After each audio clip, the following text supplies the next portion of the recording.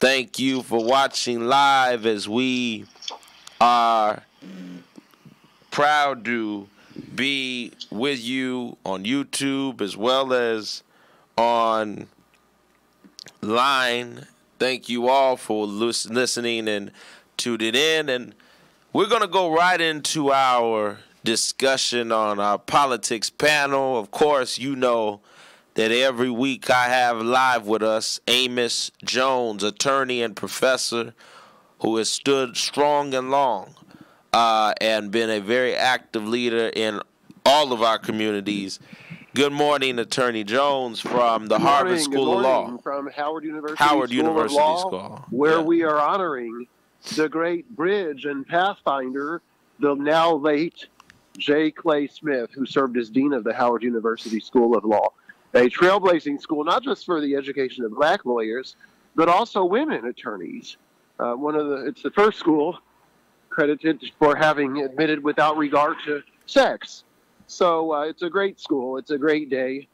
He's been tributed remarkably by the dean, Daniel Holly Walker, and the resolutions of the Washington Bar Association, city council member, all kinds of tributes to the person who served as the interim director of the EEOC early in the Reagan administration for 1 year between Eleanor Holmes Norton and Clarence Thomas.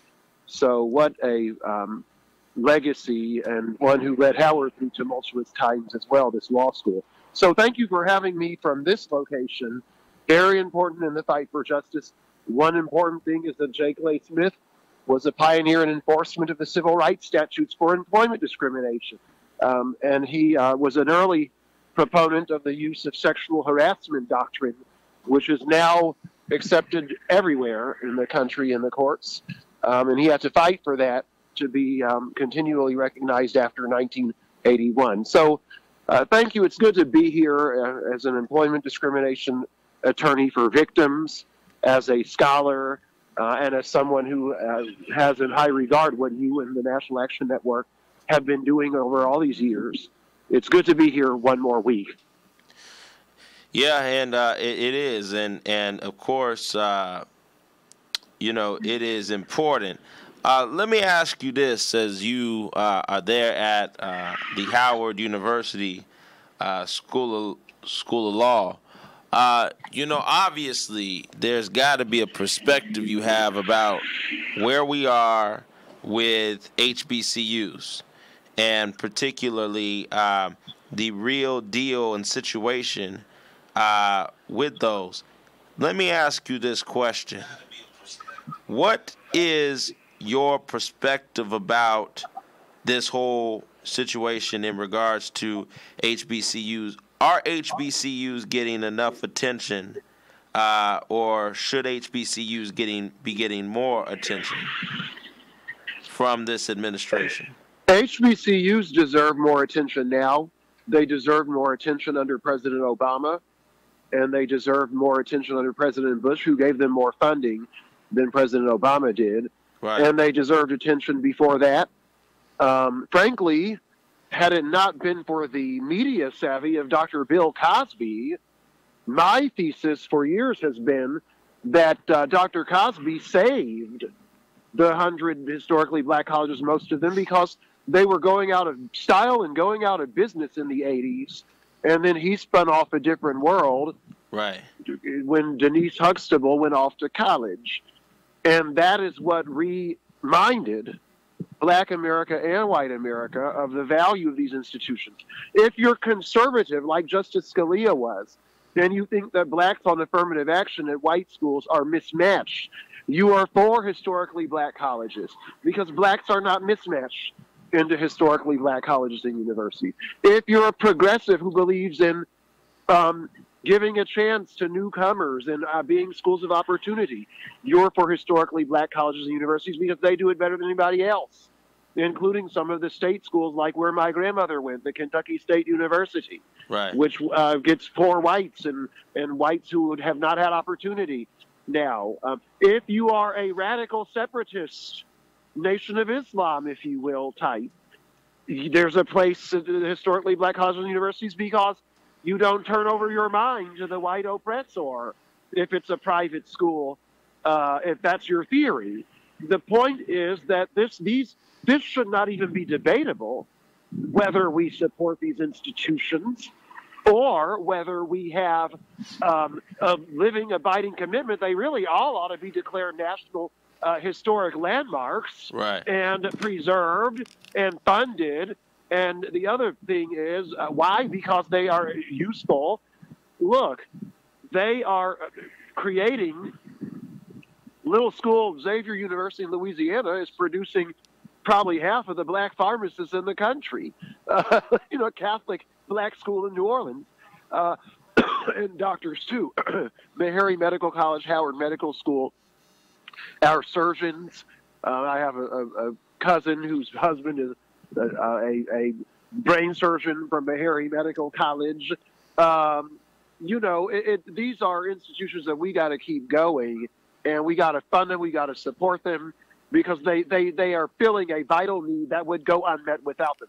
I'm glad you asked, because I have an article coming out in the next 2 weeks that addresses the specific case of North Carolina Central School of Law. And Reverend Harris, the biggest problem is we have a failure of institutional leadership. It makes no sense that law school deans and black university presidents are not equipped and fearless enough to go and make this case this clearly. That's pathetic, and that's our own fault. Right. I'm getting into it in my article, and I'm naming names. That's a good point. And let me ask you this. As we go into the real discussions around the HBCUs and whether the president is paying enough attention, let me ask you, in regards to young law students, are you seeing students get involved in law from a very young age, particularly around civil rights? Are you seeing the increase of civil rights attorneys, or are you seeing a decrease, and what concerns you about that? Well, fewer and fewer people are going into the victim side of civil rights. And what concerns me is that we have so gone into debt to pay back your law school loan money. You job for the security. One cannot get a stable job fighting for the rights of people who have lost their jobs or their freedom in the criminal justice system. Somebody has to pay those bills. And I hope connection hasn't gone south on us here, Reverend Harris. But the fact is that there is still interest and a commitment. We lost attorney Amos Jones. We'll get him back in just a moment, but we're discussing in our politics panel hour the importance of particularly young people of color going into law and going into civil rights within law. And so this is a very important discussion. It's a very good question you raised, Reverend Harris. And so, yes, there's a will, but there's often not a way.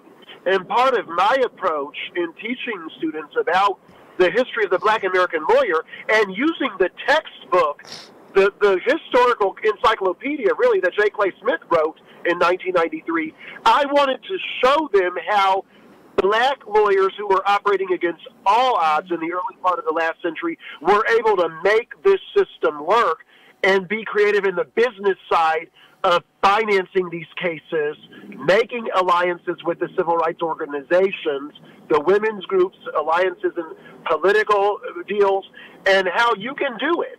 Because today there is a great will, more so than I've ever seen in my lifetime. There are far more young people and my former students interested in what we would call justice or social justice than I would have ever imagined.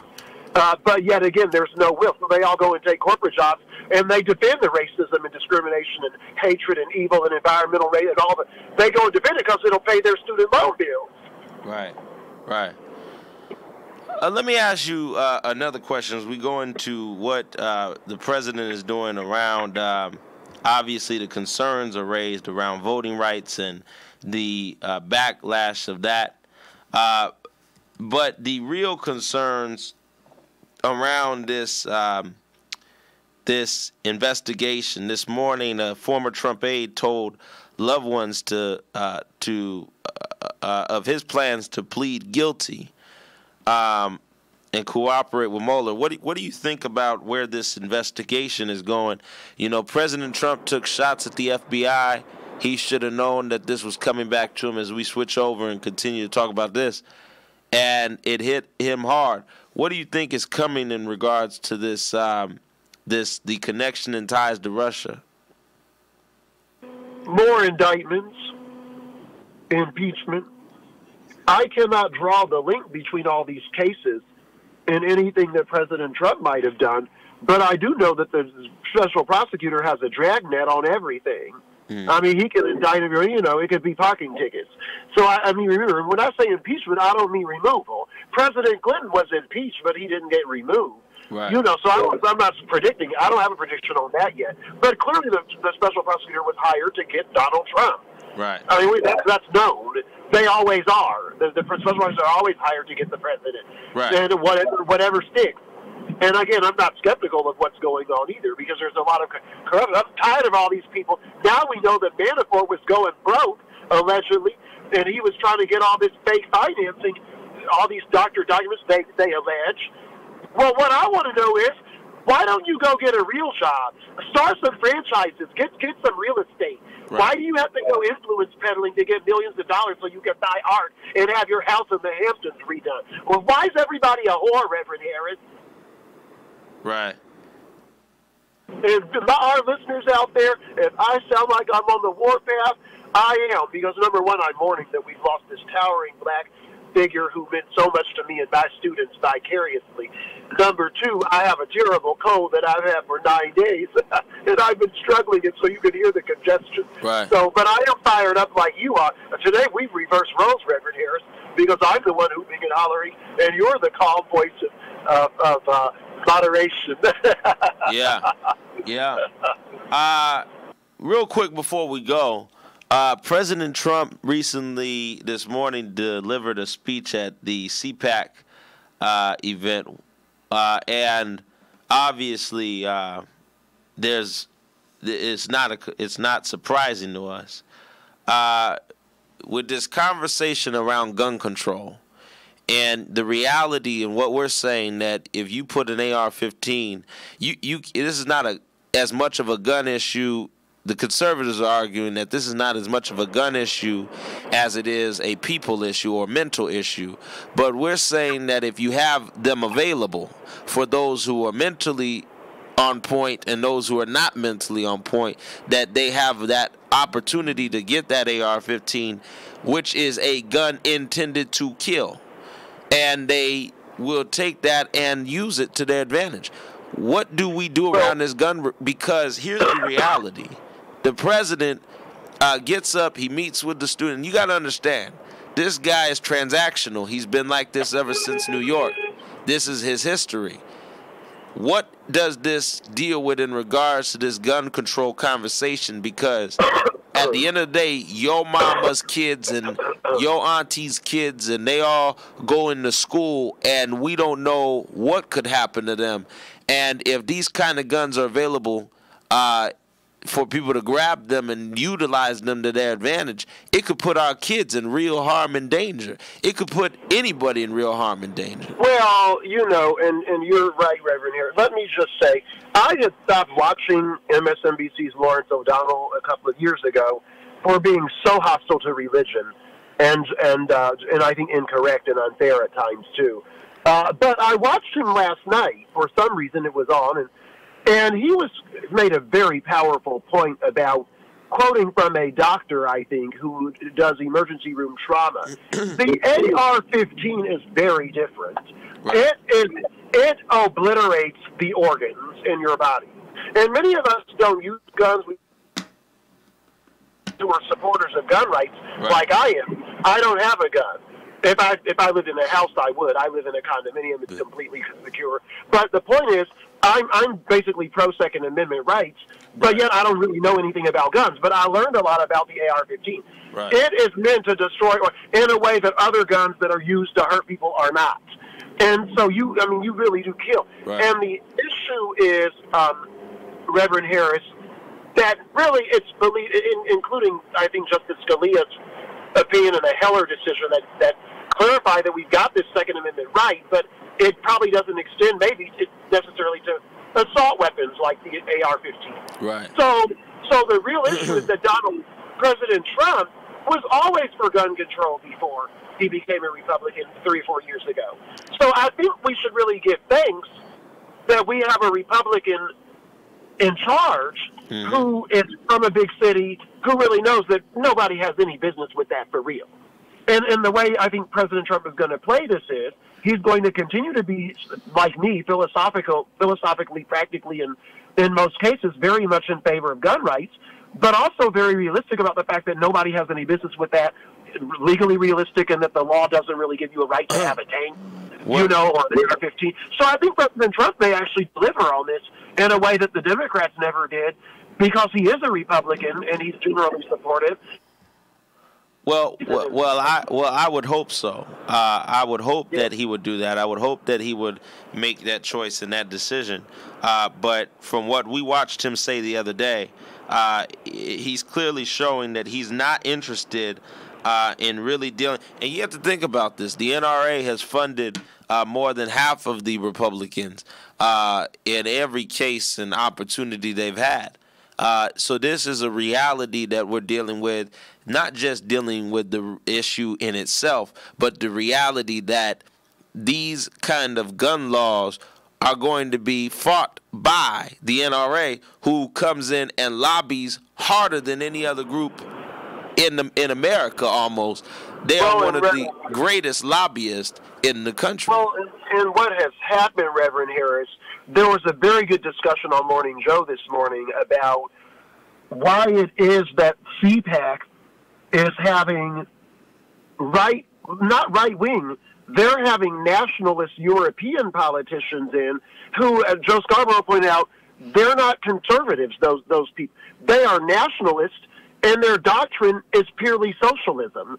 You know, they are completely not conservative. And I think what I would say is you have now a kind of identity politics on the right that doesn't have anything to do with the philosophy of conservatism. It has to do with, I think, a somewhat founded fear at some level, a founded fear of losing a cultural expectation, right? And so guns are part of that. So CPAC doesn't care for the moment that Marine Le Pen is actually a socialist. She's Bernie Sanders with a racist or nationalistic angle to it. They don't care because their view is that if you just keep us in 1950s type traditional moral and cultural values and don't rock the boat too much, then everything else can fall in place. Everybody will understand why it's okay to have a gun. You know, everybody will understand why you don't really want to silence preachers or whatever conservative thing it is that they want. So it's not entirely disingenuous for them to have those socialistic Europeans coming who just happen to share the nationalism. The gun thing, Shane, is the same thing. And this is the point I haven't heard made on any of the analytical shows. This is where you're bringing it to the people through me in a way that may be helpful to people to understand these things if I'm correct or semi-correct. And that is that the gun thing is really not about the guns. And also, I'm not going to say it's about black people and fear of that either. That used to be what people thought. This is about something deeper, about the loss of the culture that people fear. And that's what the NRA is now changing their advertising and stuff to be sensitive to. Because that's really all they have. That's really all that's left. Because everybody knows that nobody should be carrying AR. 17-year-olds shouldn't be going around with AR-15s. Everybody knows that. Right. So they have to find another argument besides public safety and everything. You know, and so now they're doing other stuff. Right. Now they're doing the slippery slope. Oh, well, then next they're going to ban newspapers. And they might have a point. I'm just here to explain what the heck is going on. And some of them don't even realize what's going on in their mind. They haven't systematized their thought. That doesn't mean that their thought is incorrect or unfounded. I'm not making a judgment either way, but I think you're raising all the right questions, Reverend Harris, the same way you did when I was in studio 2 weeks ago. And I'm so glad that Reverend Sharpton came, and it was very successful, and he really helped bring those issues to light that you've been doing there, and you all were great together. So I want to commend you on that before we run out of time, Reverend Harris. Yeah, and thank you so much, and it was a grand time. We're going to share briefly before you go and quickly close in regards to what happened and why this is important. One of the things that happened, Amos, is that, Rev joined me at the House of Justice along with the families of police shootings and police misconduct here in Southern California, an issue that we have really taken the lead on because nobody wants to deal with the fact that our people are getting shot and killed or being harshly profiled by police. And this is I want people to understand, this is not anti-police. We're anti-police brutality. And there is a real issue that has got to be dealt with in regards to how our police deal with our communities, and not just training, but for officers to know that if they do misconduct or they hurt our people in our communities, that they will be pert walked, that they will be, you get what I'm saying? Call to account. Yeah, yes, and there's got to be a real accountability around it. So I'm going to play this. I'm going to play this before you go. Sure. This is Reverend Sharpton at the house. Reverend Sharpton's number one in America on this issue for 35 years. 35 years, number one. Number one in the country. And really, we should never forget Amadou Diallo in New York. 41 times they shot him and killed him. 41 times. And this is a real problem across the line. This is what Reverend Sharpton had to say at our National Action Network House of Justice headquarters yesterday. Let's listen in. And stood up and equaled what Governor Cuomo has done in New York and others by taking the investigative power of policing out of an area of conflict of interest. Mr. Basaya, you cannot have a lopsided sense of justice where you're aggressive on one end and missing in action on the other. And as I hear these families give detailed stories, all of these incidents cannot be wrong, and all of them cannot be in the line of just regular procedure. For a city this size to have so many reoccurring incidents means that this city has a problem that it has not dealt with. So I'm committed to supporting Reverend Harris and raising this to a national attention. In our national convention, April 18th to 21st, we're going to raise a lot of these San Diego cases, and I hope some of the families will be there, because policing was a major part of what we were able to get done in terms of addressing some reform under the Obama administration that has been reversed. And the way to handle it is for state attorney generals to do what the federal attorney general will not do. And Baseo must show that example. So before you go, Attorney Jones, and you're an attorney, obviously a legal analyst from every angle. Reverend Sharpton joined us in calling for Attorney General Xavier Becerra, who we have called for several times, to independently investigate these police shootings and take this on his own initiative, because we're dealing with a Trump administration who the Attorney General Jeff Sessions nationally, federally, has said that he would not get involved in police shootings or police misconduct, that his interest is police and to protect them. And that kind of leadership from the state is important. So in closing, what do you think the solution is to get to this real problem of getting these cases independently investigated? Well, let me say that the federalization, if you will, the federalizing of these cases is one of the most central civil rights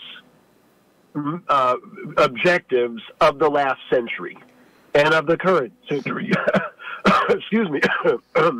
And I will say that this is one area where President Obama's administration, I will say, made a huge positive difference. President Obama didn't beat up on police. He really didn't. President Obama really helped us come into, with his Eric Holder and Loretta Lynch, they helped us come to a table and review and implement some policies and procedures and oversight that I think were putting us on the right path. Right. And I believe that this is a philosophical difference. It's an issue of states' rights. It's an issue of making a bright line distinction in the eyes of, if you're a conservative and you're for order and you're sad that the Dallas police officers who really are focused on the Dallas police officers who got killed instead of everybody else, then you really are going to benefit from making this I'm law and order back to blue. So I want to say that Reverend Sharpton has been on this consistently for all of his adult life, and even before that. The policy prescriptions have been were being implemented. I marched with Reverend Sharpton and Black Lives Matter and the National Bar Association, which was there to tribute J. Clay Smith today, the National Bar Association. And, I'm a moderate, but I went ahead and marched down Pennsylvania Avenue because there was a list of policy demands that we stopped in front of the DOJ to hand over under Reverend Sharpton and the Black Lives Matter. I'm more for NAN than I am for Black Lives Matter. I support parts of both, just like I support a lot of conservative ideas and principles and a lot of liberal and radical ones too. So, right. Don't write me off. But the point is, I think the DOJ needs to always be ready to intervene in a local civil rights matter. And would you agree that we need to move to the state levels because the federal obviously is not going to work at this point? Yes, and I would also say, Reverend Harris, that with policing as opposed to voting, we have done great things at the state level. Isn't it interesting how these police issues rarely happen in the South? And when they do, like in Charleston, the man got convicted. Right. That police officer shot the man in the back. And I think part of it is the national media don't want everybody to know this. We have a lot more racial unity and a lot more ideological unity than people want to tell. In the South, Reverend Harris, we have large numbers of black state representatives and state senators who are almost all Democrats who work very well with white Republican rural people, white Democrats, other groups, and they get a lot of this stuff done, and it's not a big national news story. So the states actually, in many cases, are actually working this out pretty well. But the difference between the South and everywhere else is the South had a radical reconstruction where the South had to come to terms with this racism and had all this monitoring in place, and that has not happened outside the South. So the South has actually corrected better in ways that we don't even see. That's why all these black folk are moving back to the South. Right. If it were bad, people wouldn't be all moving back to Charlotte and Atlanta and all these other places, that they're doing. So there's a lot of hope out there.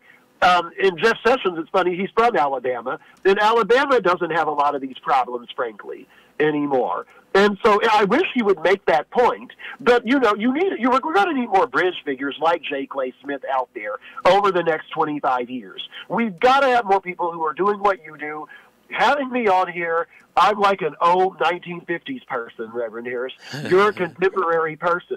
And here I am, and, maybe I'm a but what you're doing is so important on so many levels, and you're going to help us to get this and to fulfill a lot of this vision that Reverend Sharpton and others are implementing and they've had and that you're carrying on. So I just want to thank you again. I was so moved by going around San Diego, seeing the work that you're doing and what's being built out there, and I will be back. Oh, we know.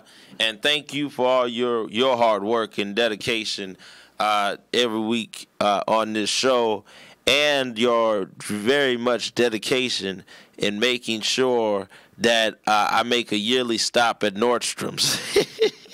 You have a good one, Amos Jones. You too, Reverend. Take care, Reverend. Amos Jones, our political analyst from Washington, D.C., at the Howard University School of Law. And, Amos, Professor Dr. Michael Dyson has talked to me about that school, and we've talked about law school. And, I'm thinking very clearly about it because here's the reality. Yeah. We are dealing in a country where we are going to not just need more attorneys, we're going to need activist attorneys who are able to, imagine if I'm able to file a lawsuit myself. I mean, that gives a further prudence and leadership to our community, and we need a organizing effort. We have to set up a bench for our people. We do. A bench in politics, a bench in a bench in law, a bench in the pulpit, a bench in our families. This is what we must do to continue to build. We cannot depend on anybody else to build it for us. And that is what I would join you and Dr. Dyson in proposing a seminar at the Howard University School of Law. I will join Dr. Dyson in that, and together we can turn this ship aright. We can bring people together in the tradition of J. Clay Smith. Dean Danielle Holly Walker is an outstanding orator, is very inspiring, and she's leading that institution, and we will go to her with this approach to fill out this legacy and to get these systems structured the way the Constitution says they should be structured for the benefit of all and not just the benefit of some. Yep, and as James Brown said, y'all need to make sure you ain't talking loud, and what'd he say, Amos? Saying nothing. Y'all have a good day, and make sure that you stand up. Do not stand down. Stand up for what you believe in and stand up for your rights. You must be the one to stand up and stand true to who you are. Have a great day. I'm out of here. Make sure mark your calendars. Next here in San Diego, we're going to March 6th. We're, of course, holding our Saturday action rallies at the National Action Network House of Justice. But on Tuesday, March 6th, we will have a special guest from Tiffany Crutcher. You do not want to miss this, the sister of Terrence Crutcher. We all remember in 2016 when her brother was killed in Tulsa, Oklahoma. It went national, and she's coming along with Attorney Ben Crump. Attorney Ben Crump was the civil rights attorney who took both of the cases from Trayvon to Michael Brown, as well as several others. And he has been the lead counselor on these police shooting cases. Both of them will be here in San Diego at the House of Justice headquarters at 12 noon on March 6th. We need you there. We need to pack the house. Why? Because we are interested in bringing these families together from nationally in order to have a real conversation and plan around police reform. We must get there. This was, people forget in my historical moment, and I'm out of here, that in 1964, the Civil Rights Act was signed, but it took well over 10 years for that Civil Rights Act to be signed, and it took time for them to get the point. The issues must be raised, and the justice fight must continue, because you have to elevate the issues for them to sign the act. And if you want police reform, if you want criminal justice reform, you cannot wait for them to sign it for you and wait for them to amplify it. You must amplify it and make them sign it based upon what the issue is. It wasn't until Dr. King, until they told President Johnson, you don't want Dr. King bringing, and not just Dr. King, but it was several others who organized the March on Washington. 200,000 people marched, and we believe even 1 million people. They mess with numbers. And that was when the Civil Rights Act was signed. It's pressure that makes them sign it. It is not just asking them to do it. We must stand up. We must fight hard. We must push hard. So March 6th, I want you to mark your calendars at 12 noon. We will welcome in San Diego Tiffany Crutcher, the sister of Terrence Crutcher, and Attorney Ben Crump at the House of Justice headquarters at 1728 South 39th Street. Join us tomorrow at the House of Justice. That's 1728 South 39th Street. I'm speaking there every Saturday at 10 a.m.